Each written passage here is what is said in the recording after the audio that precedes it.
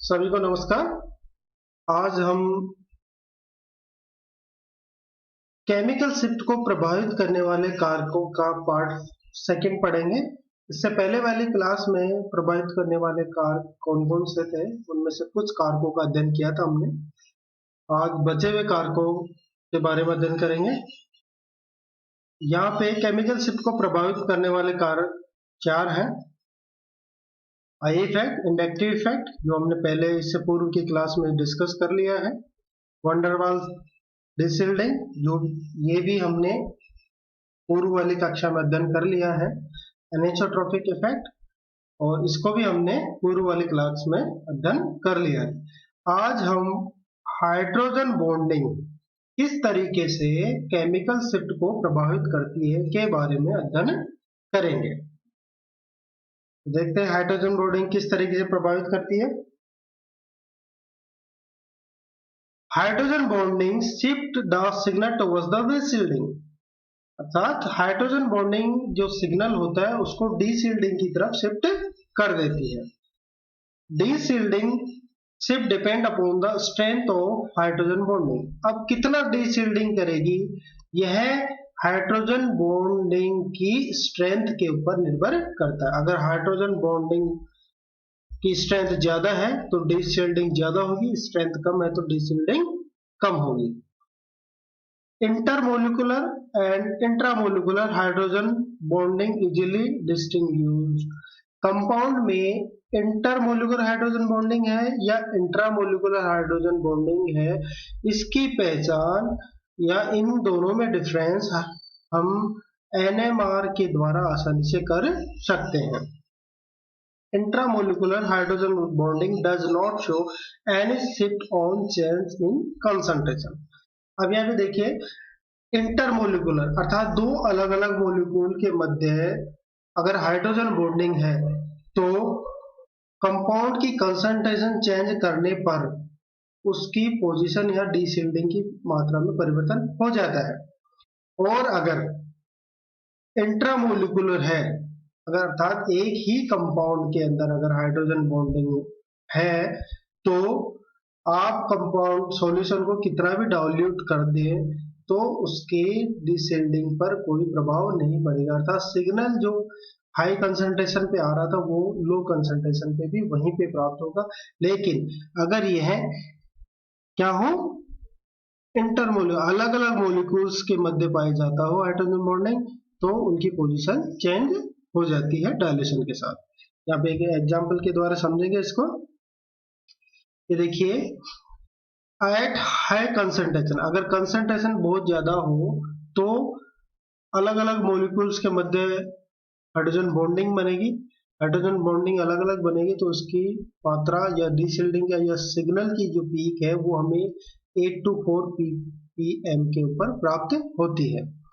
और अगर कंसंट्रेशन कम कर दी जाए, अर्थात सॉल्यूशन को डाइल्यूट कर दिया जाए, अर्थात ऐसा सॉल्वेंट डाल दिया जाए जो इनके मध्य हाइड्रोजन बॉन्डिंग को कम कर दे, तो हाइड्रोजन बॉन्डिंग के कारण जो पीक डाउनफील्ड की तरफ शिफ्ट हो रही थी अब वो डाउनफील्ड की तरफ शिफ्ट नहीं होगी और वो ओरिजिनल पीक हमें प्राप्त होगी 2 ppm पर। अर्थात बिना हाइड्रोजन बॉन्डिंग के OH में H की जो सिग्नल है वो 2 ppm पे प्राप्त होता है और हाइड्रोजन बॉन्डिंग के कारण ये शिफ्ट हो जाता 8 to 4 ppm पर।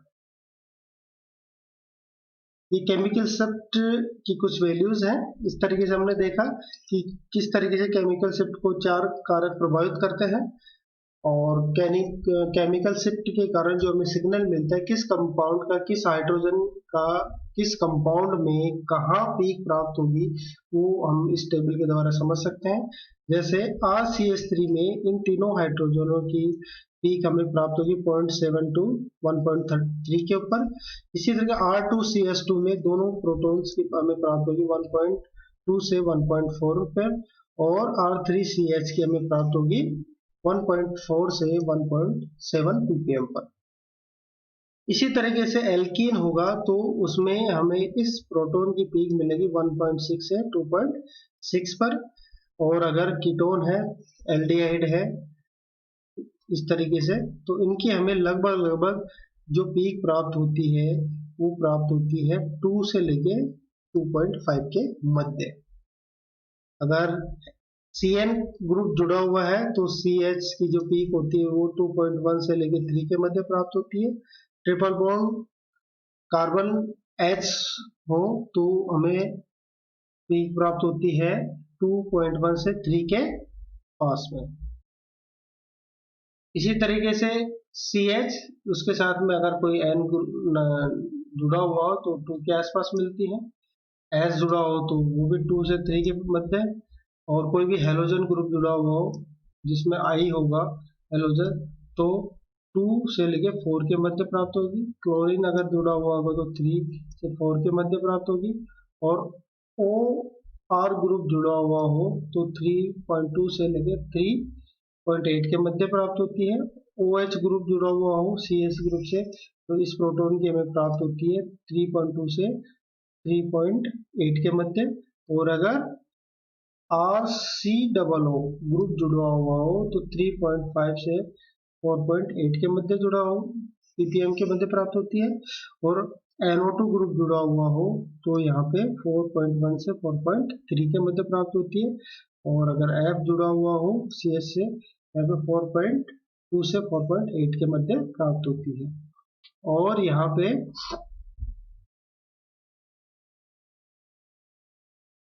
डबल बॉन्ड C जुड़ा हुआ हो तो हमें प्राप्त होती है 4.5 से 6.5 के पास।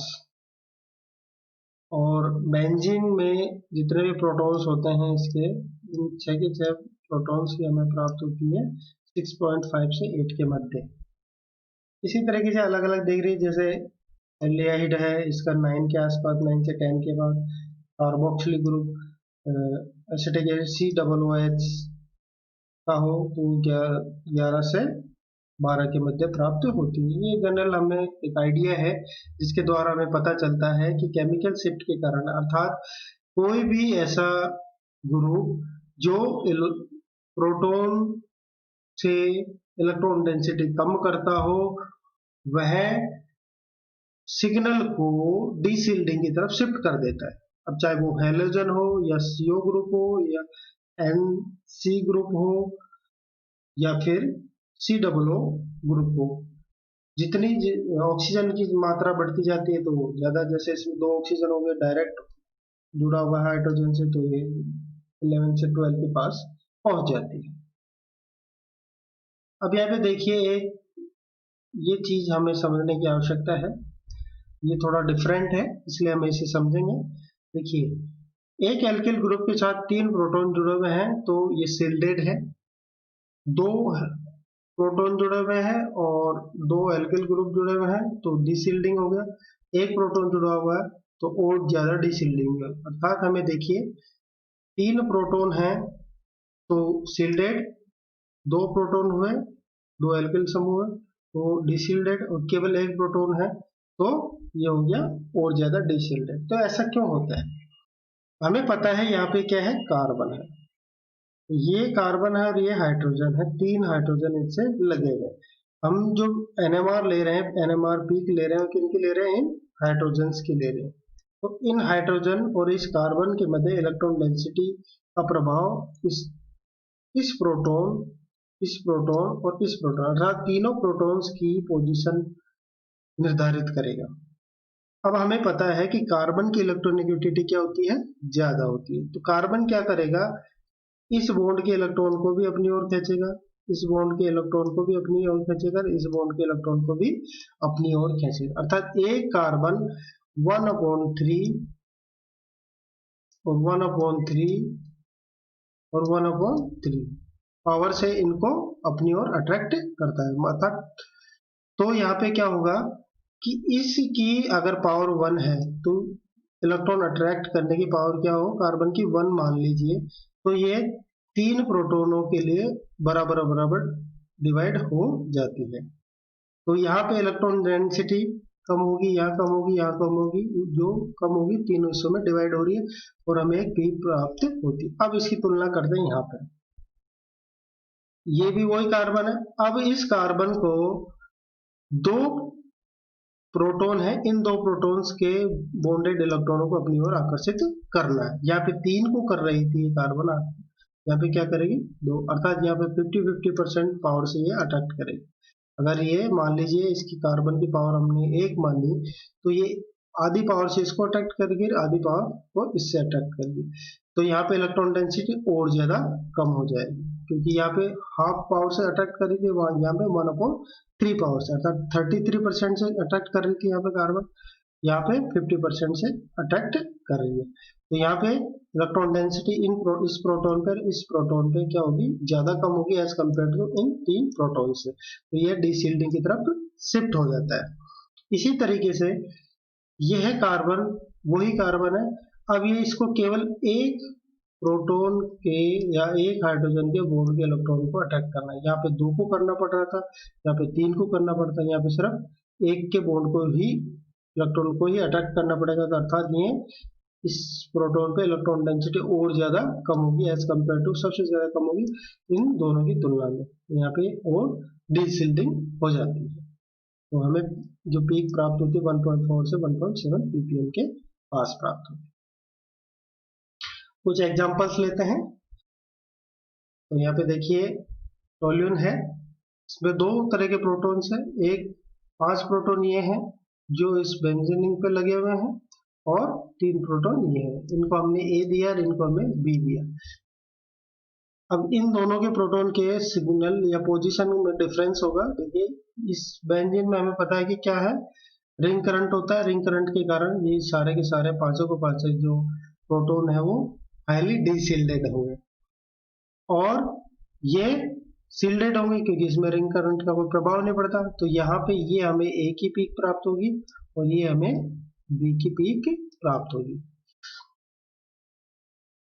इसी तरीके से दूसरा साइक्लोहेक्सेन में सारे के सारे प्रोटॉन क्या है, एक जैसे हैं, तो हमें एक ही सिग्नल मिलेगा A। बेंजीन में सारे के सारे प्रोटॉन एक जैसे हैं, तो हमें एक ही सिग्नल मिलेगा A।